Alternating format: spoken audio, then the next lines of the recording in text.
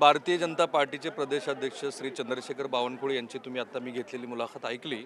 प्रश्न आहे तो हे कार्यकर्त्यांना पण विचारलं पाहिजे.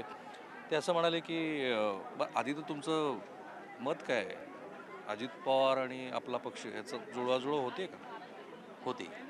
झाली नाही लोकसभेला. लोकसभेला तसं म्हणता नाही येणार, पण जो ग्राफ वाढलेला आहे, आत्ताचा टक्केवारी जी वाढलेली आहे, ती चांगल्यापैकी वाढलेली आहे. असं नाही म्हणता येणार की ग्राफ खाली गेलेला आहे. टक्केवारी चांगल्यापैकी वाढलेली आहे. तर लोकांना कन्व्हिन्स करता येते, कारण लोकांच्या मनात अजित पवारांनाच घेऊन खूप सारे प्रश्न आहेत किंवा मग बाकीचे प्रश्न विचारेनच ना. आता वरिष्ठ पातळीवरती जे निर्णय होतात, ते आम्हाला मान्यच करावं लागतं. आणि वरिष्ठ जरी आपल्याला पसंत असो किंवा नसो.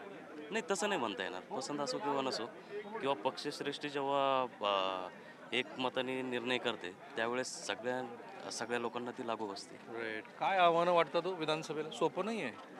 विधानसभेला सोपं जरी नाही तुमचं म्हणणं बरोबर आहे. महाविकास आघाडीनं बऱ्यापैकी आव्हान निर्माण केलं होतं, पण जी आता मुख्यमंत्री साहेबांनी जी लाडली बहीण योजना आणली आहे, राईट. आणि दुसरी गोष्ट वर ज्येष्ठांसाठी वारकऱ्यांसाठी जे विविध सामाजिक काम करत आहे मुख्यमंत्री महोदय, तसेच आमचे उपमुख्यमंत्री आदरणीय देवेंद्रजी, दुसरे उपमुख्यमंत्री आदरणीय अजितदादा, जो कामाचा धडाका लावला तो बघता मला असं वाटतं अडचण येणार नाही. आणि आज इथून कार्यकर्ते हे ऊर्जा घेऊनच जाणार आहे, आणि ती ऊर्जा सकारात्मकतेची असेल. आणि अजितदादांचं नाही, तर जे वरिष्ठ निर्णय घेतील तो आम्हाला मान्य असेल. त्याच्याबद्दल आम्ही Disciplined भारतीय जनता पार्टीचे कार्यकर्ते आहेत. सोपं नाही आहे ना. लोकांना कसं कन्व्हिन्स करायचं?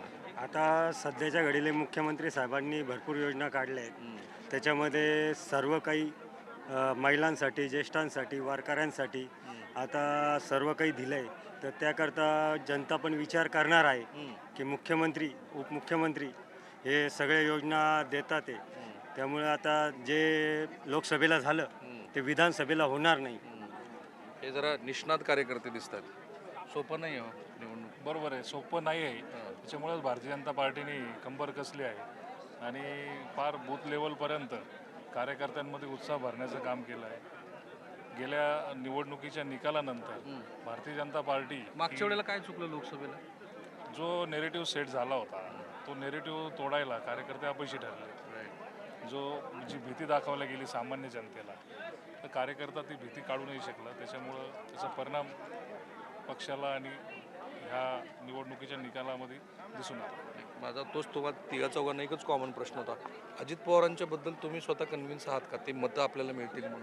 नाही, आता विषय असा आहे, पार्टीचे कार्यकर्ते, पार्टी जो निर्णय घेईन त्या निर्णयासोबत असते. आणि पार्टीने आखलेल्या जनता आहे का योजना- निर्णयासोबत? बरोबर. आता कार्यकर्त्यांचं काम आहे ना जनतेला बरोबर घेऊन यायचं. जो नेरेटिव्ह ते सेट कन्व्हिन्स करणं अवघड आहे. नाही, असं काही अवघड नाही. आता एवढ्या चांगल्या योजना आहे, एकत्रित असल्यामुळे हे होत आहे. आणि लोकांपर्यंत जास्तीत जास्त लाभार्थ्यांपर्यंत ते योजना पोहोचवण्यासाठी महायुतीची आवश्यकता आहे. राईट. योजना घेऊन जायच्या. बरोबर आहे. योजना सर्वसामान्यांपर्यंत पोहोचवण्याचं काम हे कार्यकर्त्यांचं आहे. माननीय वरिष्ठ जो निर्णय घेतील तो सर्व कार्यकर्त्यांना मान्य राहतो, आणि जनतेला सुद्धा कन्व्हिन्स करण्याचं काम हे कार्यकर्त्यांचं आहे. काय उत्तर महाराष्ट्रात परिस्थिती काय? आता 106 राज्यात वगैरे जिंकले होते. उत्तर महाराष्ट्रात 50-60 वगैरे तरी येतील का आता? उत्तर महाराष्ट्रात काय झालं, लोकसभेला जो नरेटिव्ह सेट केला, आदिवासी जनता जास्त प्रमाणात आहे, त्यांना जो भीती दाखवण्यात आली का बाबा संविधान बदलणार आहे, संविधान हे करणार आहे, त्याच्यामुळं तो निगेटिव्ह परिणाम असा झालेला आहे. त्याच्यामुळे आता जनतेला आता संपूर्ण माहिती झालेलं आहे का महाविकास आघाडीने जो नरेटिव्ह सेट केला तर तो जनतेच्या लक्षात आलेला आहे. पण लढाई सोपी आहे. लढाई कार्यकर्त्यांना तशी सोपीच आहे. कार्यकर्ता म्हटल्यानंतर कार्यकर्ता लढणारच पूर्ण आहे. नाव सांगा बरं तुमचं. माझं नाव मीनानाथ रामचंद्र पवार, मी येवला शहर मंडल अध्यक्ष आहे. अच्छा. आणि सोपी लढाई आहे आपल्यासाठी. कार्यकर्त्यांसाठी सोपीच राहते. कशी सोपी असते? जनतेपर्यंत जाणं, जनतेपर्यंत मामा पोहोचून, जरा पुढे या. जनतेपर्यंत इकडे या ना कामं पुढं. पोहोचवणं हे कार्यकर्त्यांचं या काम आहे. पुढं, इकडे या. सोपी आहे म्हणतात लढाई. सोपी आहे. हा. झाले 288. झाले 288. 288 पैकी किती मग? हं? बूथ प्रमुख हा. फक्त भाजप जवळच आहे कार्यकर्ता. ही निवडणूक जी झाली ही निगेटिव्ह वातावरण थांबा थांबा. एक खूप सिनियर मनुष्य आहे म्हणून मला सरळ विचारायचं ना. हा. फक्त भाजपजवळ बूथ प्रमुखापर्यंत आणि पन्ना प्रमुखापर्यंत कार्यकर्ता आहे.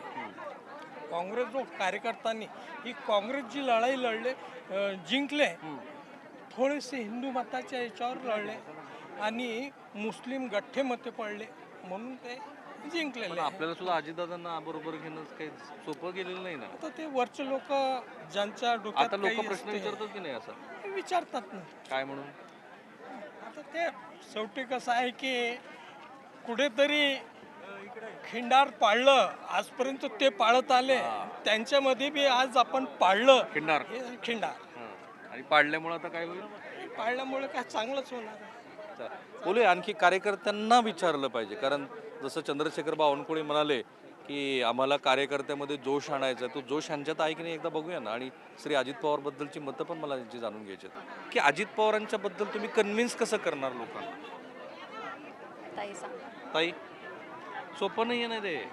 काय काय अजित पवारांच्या बद्दल मी बावनकुळे साहेबांची आत्ताच मुलाखत घेतली की अजित पवारांच्या बद्दल लोकांना कन्व्हिन्स करणं, त्यांची मतं आपल्या पक्षाकडे घेणं इतकं सोपं नाही आहे. अजित पवार स्वतः आपल्याबरोबर आहेत, राष्ट्रवादी स्वतः आपल्याबरोबर आहेत, अनेक कार्यकर्ते आपल्याबरोबर आहेत आणि आपले कार्यकर्त्यांनी सुद्धा आता हे एक्सेप्ट केलेलं आहे, लोकांनी एक्सेप्ट केलेलं आहे. महायुती म्हणून चांगलं काम या ठिकाणी महाराष्ट्रभर होत आहे आणि इथून पुढेही होत तशी राहील. अडचण नाही आहे. अडचण असली तरी अडचणी सॉल्व्ह होतात असं नाही आहे. प्रत्येक गोष्टीत प्रत्येक पक्षामध्ये अडचण असते. त्या अडचणी सॉल्व्ह करण्याचा प्रयत्न नक्की आपले नेते पण करतायत आणि इथून पुढेही होईल. आणि आव्हानं काय आहेत विधानसभेला? आता इलेक्शन, विधानसभेचं इलेक्शन सगळ्यात मोठा मुद्दा आहे. स्वतः अमितभाई शाह त्या ठिकाणी येणार आहेत, अनेक पदाधिकारी अनेक नेतेगण या ठिकाणी येणार आहेत आणि नक्कीच विजय आपलाच होईल, महायुतीचाच होईल. यात काळीभरी काय आव्हानं काय आहेत विधानसभेला? काय आहेत आव्हानं? काय आव्हानं खूप आहेत, हां. पण त्या आव्हानाला सामोरं जाण्यासाठी आव्हानं काय आहेत ते आमची, सांगा, मग आपण कसे सामोरे आव्हानं जाऊ? आता आम्ही असं सांगू शकत नाही. आव्हानं समोर न आल्यावरती आम्ही त्याला, आमच्या ताई आहेत आणि आमचे दादा आहेत, त्यामुळे आम्हाला काही कशाची भीती नाही वाटत. आव्हानं असली तरी नक्कीच आम्हाला आमच्या पक्ष नेतृत्वाच्या बद्दल खात्री आहे.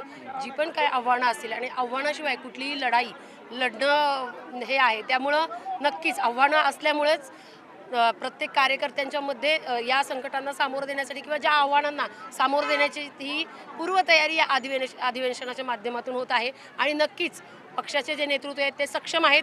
आम्ही सगळेजण भारतीय जनता पार्टी म्हणून नेत्यांसह सगळे आम्ही या आव्हानांना सामोरे जाऊ. तिन्ही पक्ष जे एकत्रित आहेत ते श्री एकनाथ शिंदे, श्री अजित पवार. नक्कीच ज्या वेळेला एखादी नवीन गोष्ट आपण स्वीकारतो त्यावेळेला ही गोष्ट स्वीकारत असताना थोडंसं कुठेतरी काहीतरी होत असतं, परंतु आता ही जी लोकसभेची इलेक्शन झालेली आहे त्यानंतर नक्कीच सगळेच जण या गोष्टीला, महायुतीला सगळेजण म्हणजे सगळेच कार्यकर्ते तयार आहोत, त्याबरोबर लोकांना तयार आहोत. Yes. With Ajitdada, without Ajitdada? With Ajitdada. पण लोकसभेला मग अडचण झाली ना. अडचण झाली. आम्ही त्याच्यावर जसं देवेंद्रजींनी सांगितलं की त्याच्यावर आत्मचिंतन सुद्धा केलं. जेव्हा काही गोष्टी समोर आल्या, जसं फॉल्स नेरेटिव्ह खूप जोमाने चालवलं, त्याच्यावर काम करणं चालू आहे. असं आम्ही बऱ्याच या अधिवेशनातनं तर बऱ्याच गोष्टी आम्हा कार्यकर्त्यांना शिकण्यासारख्या असतील. एक तर फॉल्स नरेटिव्हला कसं उत्तर द्यायला पाहिजे, आपण केलेलं काम आपण सतत कसं सांगितलं पाहिजे, या गोष्टींवरती पुढील काळात नक्की काम होईल. आणि महिलांविषयी तर हे सत्ता हे सरकार काम करतच आहे आणि आणखीन पुढे जोमाने करेल.